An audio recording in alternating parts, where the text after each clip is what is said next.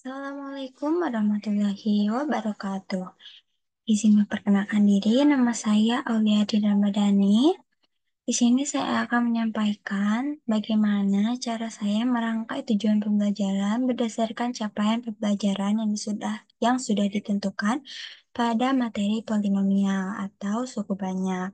Dari sini saya menggunakan referensi dua buku yang diberikan langsung oleh dosen pengampu saya, Dr. Yanti Mulyanti MPD.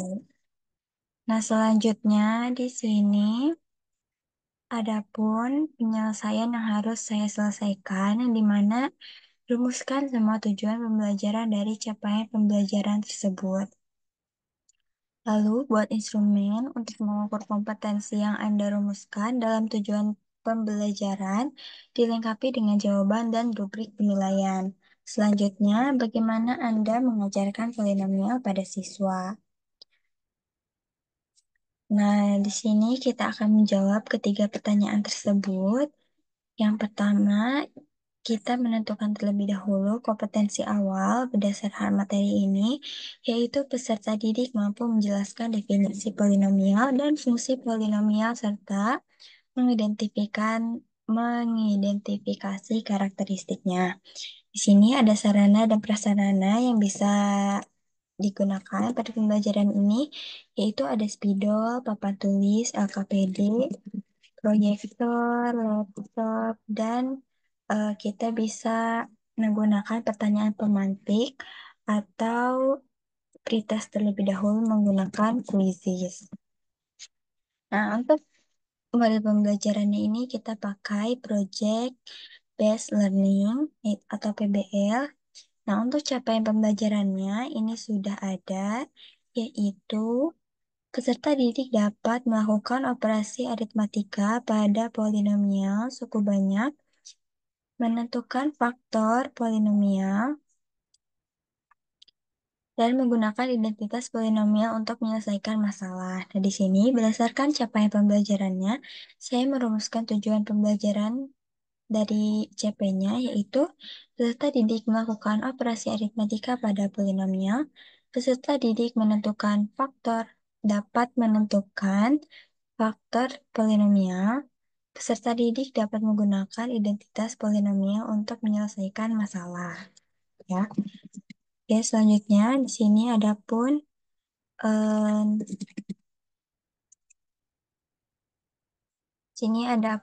lembar tes yang saya gunakan untuk mengidentifikasi kemampuan-kemampuan siswa dalam pada materi ini.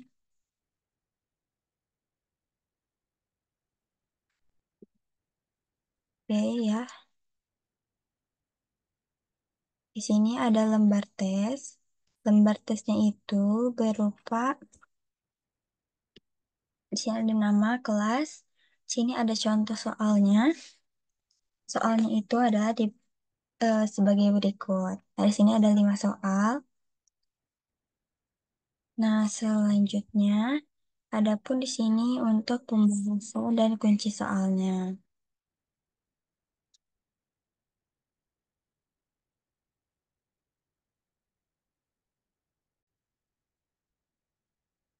Baik, pada poin 2, di sini terjawab bagaimana cara saya mengidentifikasi kemampuan siswa, yaitu dengan mengadakan tes. Lembar tesnya itu dilakukan setelah pemaparan materi-materi.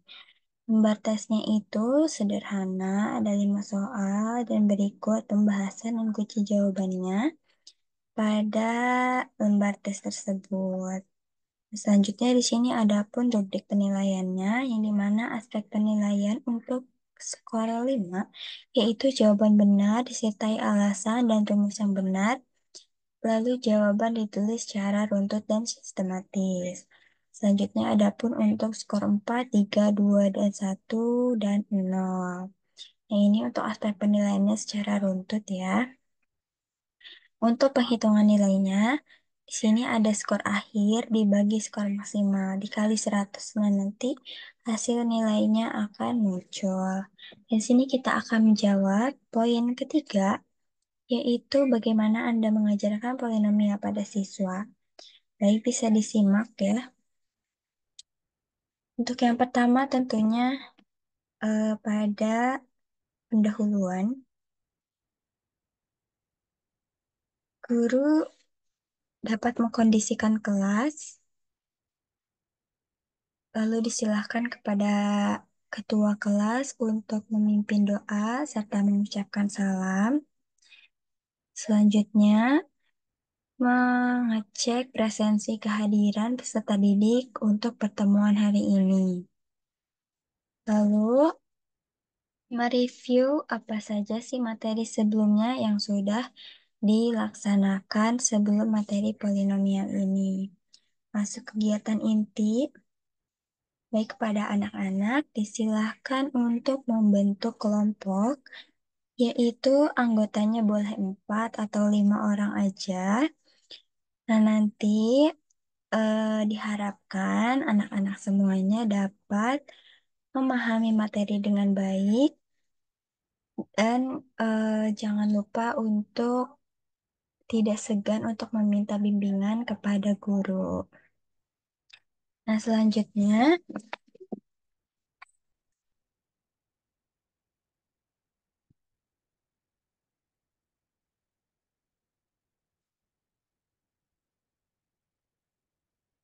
di sini masuk ke dalam penjelasan materi ya.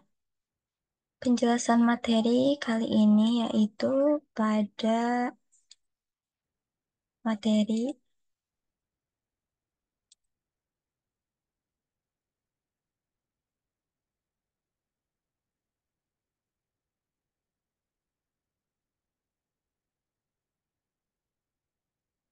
ya, di sini terdapat materi ya, materi dari polinomial.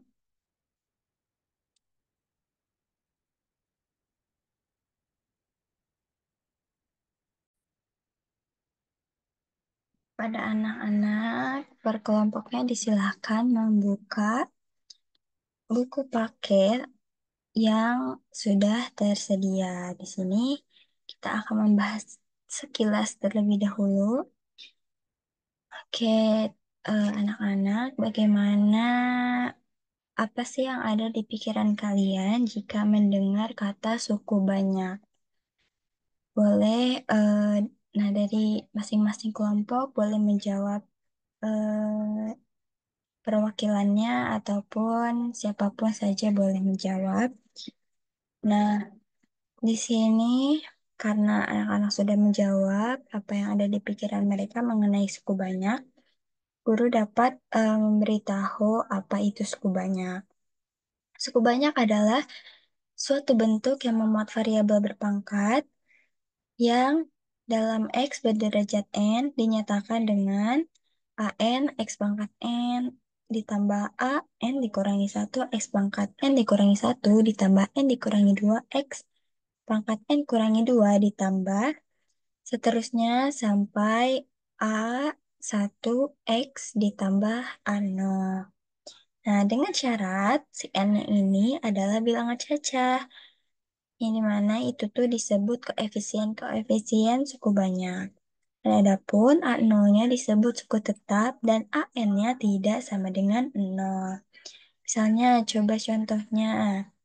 Ada 6X, polinomial suku banyak 6X pangkat 3 dikurangi 3X ditambah 4X dikurangi 8.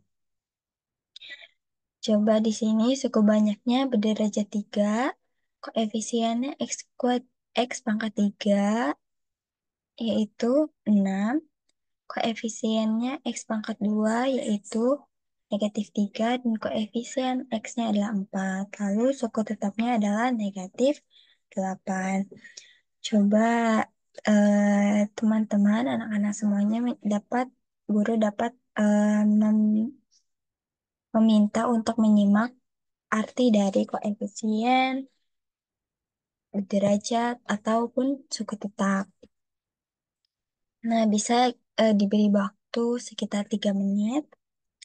Setelah itu, dari masing-masing kelompok bisa ditanya.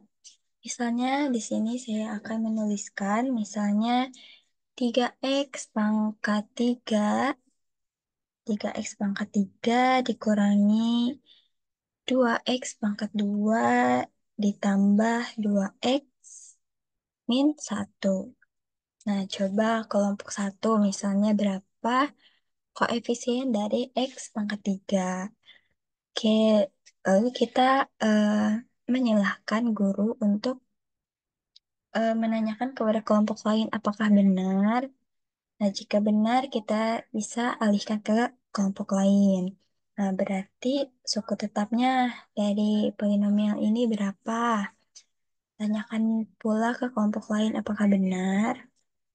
Nah, jika benar, tanya lagi ke kelompok yang lain dan seterusnya.